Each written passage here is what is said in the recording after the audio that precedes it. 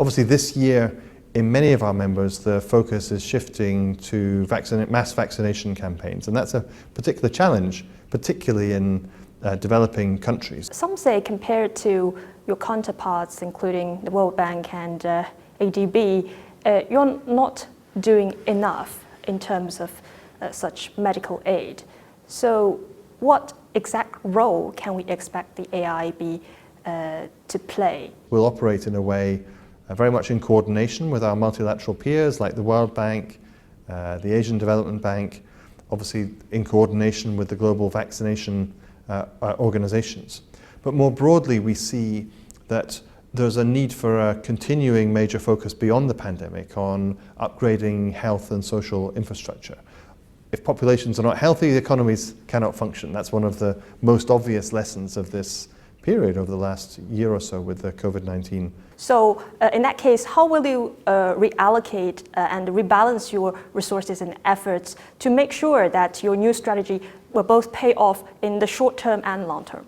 I think as countries shift from the immediate pandemic response to thinking about both the immediate and the long-term economic recovery, which you're right to say that they need to have, then infrastructure will be a key focus in many of those places. And in a sense, the contribution that multilateral development banks can make through our investments is to demonstrate through the projects we invest in that there is both a short-term and a long-term benefit to the kind of infrastructure for tomorrow that we know our members will need. So we've invested, for example, in solar power in Egypt, in Kazakhstan and other places. We've invested in a number of our members to support telecommunications infrastructure, broadband in Oman, fiber optic connectivity in Cambodia. These investments help to ensure that countries have the systems that they need to respond effectively to crises, to communicate with their people, to enable businesses to function well.